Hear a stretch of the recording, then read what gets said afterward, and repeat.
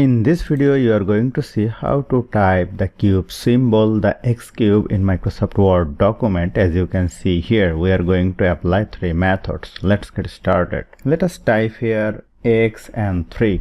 Now select the 3 and under the home, go to font group and click on this option superscript. Then the 3 will be superscript and uncheck the superscript. We are going to apply another method. Type here X and 3 and select the 3 from your keyboard. Press Ctrl Shift and plus sign. Then 3 will be superscript. Now we are going to apply another method.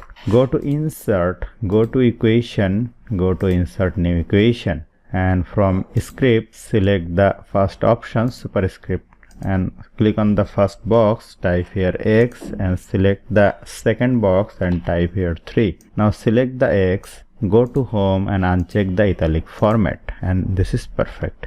So hope you found this video helpful. If you like this video, please share this video with your friends and family and don't forget to subscribe. Thank you.